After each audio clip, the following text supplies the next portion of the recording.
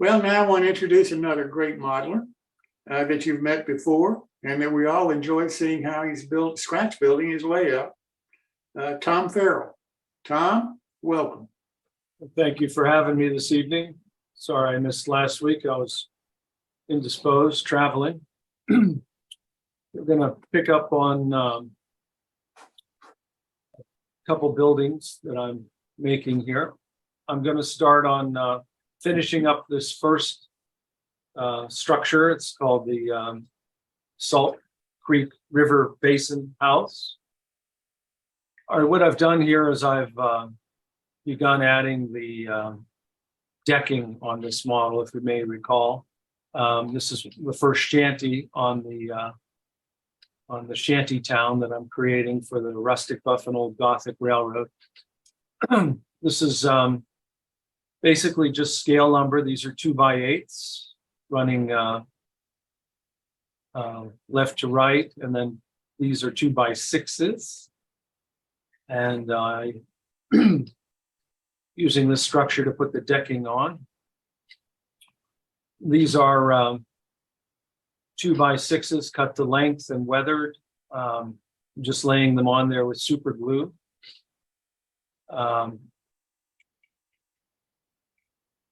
This is the model coming along. You can see all the intense colors on this model. I've added this rope here as a little detail item. These are the pilings. These pilings are nothing more than dowel rod that have been distressed with a razor saw and then simply stained with an alcohol brown wash.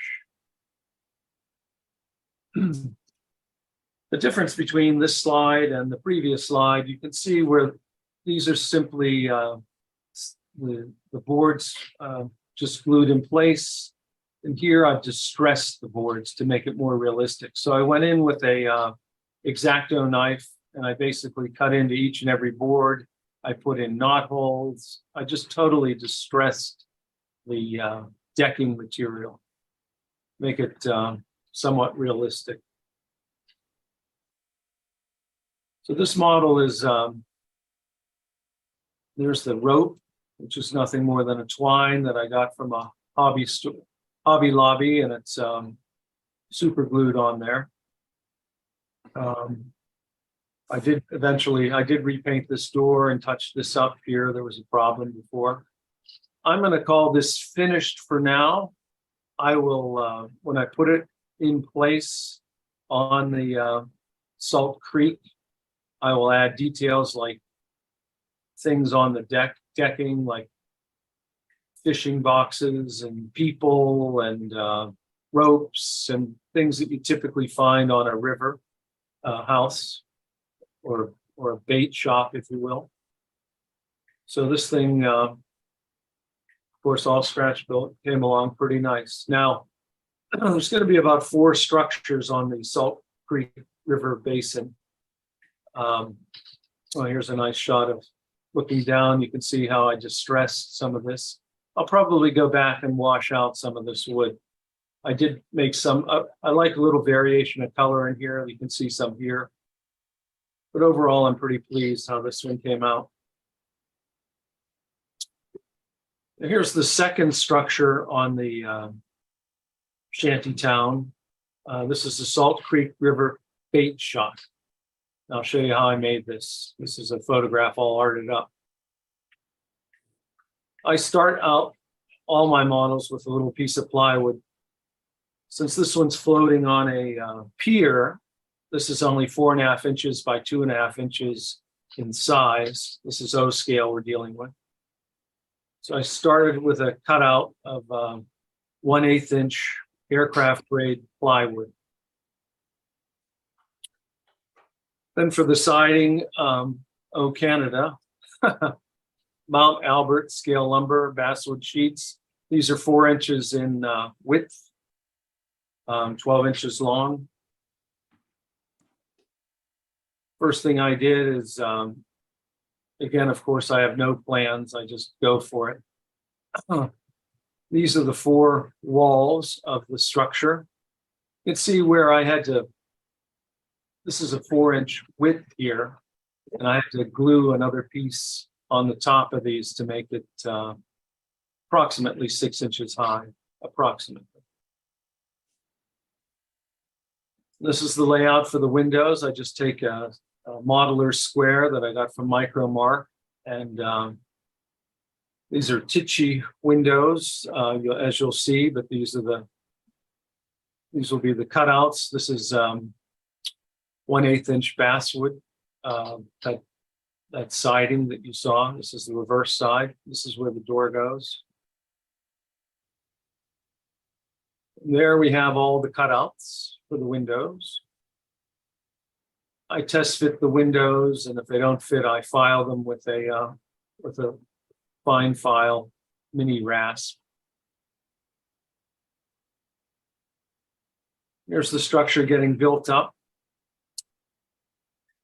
For the most part, I try to match the corners here with the siding. I screwed up on this one, but I try to match it so that they meet here. This is built up 3 of the 4 sides.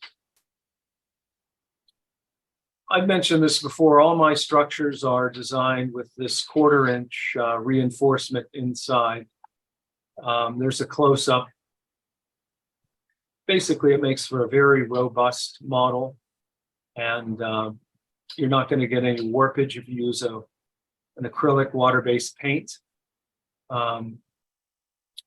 It just doesn't take very long to do this. It makes for a very strong structure. This is actually hardwood that I got at Lowe's in their craft department. It's just 1/4 inch material.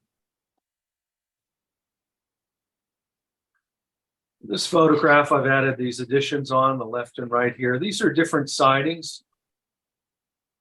I like to have variety in my structures, so this is a board and batten. This is just similar to a board and batten without the batten. This is just individual boards to simulate. So we have 3 different types of materials here. And again, I put some of that 1/4 inch wood in there, a little 1/8 inch here. This I doubled up because I put the wrong siding on, to be honest, and I had just put another piece right over it. I paint all of the insides of my buildings black. I use this acrylic craft paint. It is the flattest black, flatter than any enamel or anything I've found, and it's very inexpensive. I buy it in a rather large container because I use it more than the other paints.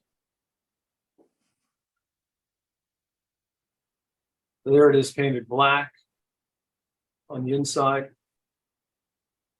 Anyone familiar with my technique? I'll call this for now obnoxious blue. It's this folk art $24.99 skyline blue. This is my base color. As you'll see, the finished model will look nothing like this powder blue, if you will. But this is the base coat. So basically, this showing all the sides, painted this blue. You can see the black. I painted black because I don't do the interior details.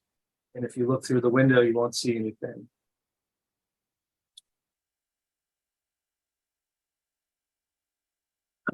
This roof sheathing is 1/16 inch plywood, very thin plywood. It's very strong. And so I put this on all the roofs.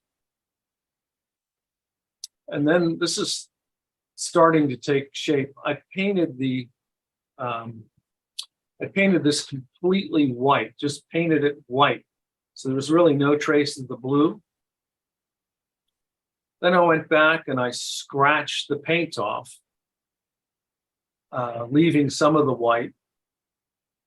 I also used a roller wheel, I forget what they're called, to make these nail hole impressions. Bots wheel. That's right. And I scratched off all that white paint, and then I put brown and black alcohol washes over it. You'll see later what a nice effect that is. Here's what I chose for the roof. I wanted a shingle roof, a shake shingle roof. And I had this RS laser. I have several packages of these. When I ordered them, I was disappointed because they're nothing more than very thin paper. But I thought, oh, what the heck, let me try it. I've had it for years, and I got to tell you, it does a fantastic job. See their photograph? You'll see mine. Mine looks very similar. It looks fantastic, and they're really inexpensive. You get a nice. I did check. RS Laser Kits is still in business. They have quite a website, all kinds of products, from Z scale to 1/32 scale. So they have all kinds of things. I will show you how these are the paints that I used. I used two colors this time for the shingles. I used this gray and I used this white. So I put them down on my workbench, and the first thing I did is I painted them gray. I learned that I had to lift my X-Acto knife underneath these shingles so they would, because they're paper and the acrylic is water-based. I found the first ones, I found I could only work in batches of 3 or 4 because the paint would soak through and stick to my crummy looking workbench. Then I put them down with Elmer's glue, row by row. And well, I did paint the sheathing black. There's a close-up, by the way, of the effect of the scratching off the bulk of the paint and hitting it with alcohol washes. And I weathered it even further, you'll see, but this is a very simple technique. A base coat of blue, in this case, then cover all that with white, scratch off the white, and then hit it with the alcohol washes. Simple technique yields outstanding results. These are the windows. These are Tichy, and that's a Grant Line door. I used this chalky finish before on a design preservations model I featured a couple months back. I kind of like this chalky finish. Gives a nice flat white. And then I go over here with alcohol washes, and the alcohol takes it from this to this. It's a really nice effect. And here's the finished model. So I've added a tin roof here. Here's my shakes. So you have to bend those down. That's a nice looking roof, if you ask me. Just looks really nice. That's just 2 colors, gray and white. And then I put alcohol washes of brown and black on there as well. Brought out all the detail. These signs are nothing more than things pirated off of Google, a Google search. They're just printed on an inkjet printer, cut out and glued on there with Elmer's glue. See all these are 1x4 trim here. The whole model has 1x4 trim, and down the bottom is 1x6. These are just alcohol washes. Now look at that roof. For years, I had these in my roofing materials box and never used them. They look gorgeous, if you ask me. And I toned down my roof with some gray to pick up the color of the roof here on the tin plate. That it was too rusty. It looked funny, so I put a little gray on there. I made these shutters, just 16th inch plywood with 1x2 material that I just glued on here. Made these shutters. I have one partially open.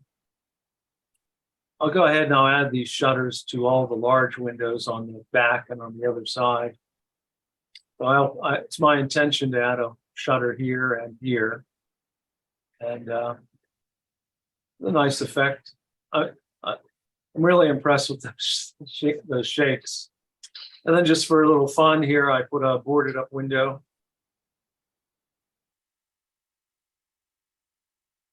There's the back of the building.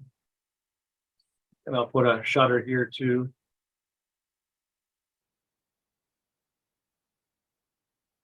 There's the front again. Now remember, this will sit on a pier, which I have partially built and will be part 4 of this series on the Salt Creek River Basin shanty town. This thing will sit above the water, above a river, sitting on the river. See, I added a little rust running down to simulate these are metal signs.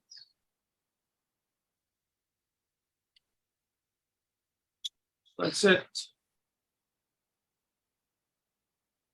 Any questions? I like the slope on the roof. Looks Yeah, good.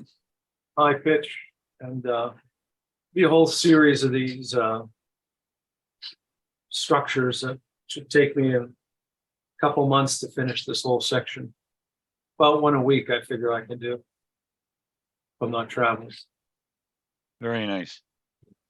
Tom, there's a couple of fellows on YouTube that were discussing different building materials, maybe basswood versus balsa. Do you ever use balsa in any of your construction projects? Yeah, actually, I have on the if I may here.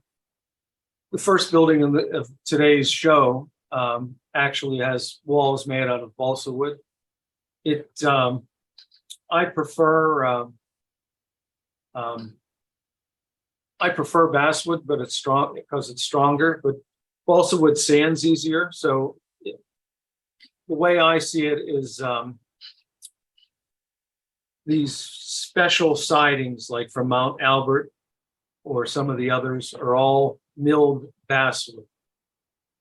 But if I'm going to cover a structure with my own shingles or plastic, I've been experimenting with balsa wood just because I have a couple sheets and it sands much faster and easier than basswood. Not that basswood's difficult to work with, but the balsa wood, cuts immediately with sandpaper. And so long as I back all my buildings with 1/4-inch structural support, it's perfectly fine to use balsa wood in those applications. There's no real cost savings. It's nominal. And, basswood is the superior material from a strength point of view, and balsa wood's superior from a sanding point of view, but both sand well. So I don't know if that answers your question or not, Yes, thank you very much. Okay. All right. Thanks so very much. Thank you. Yep.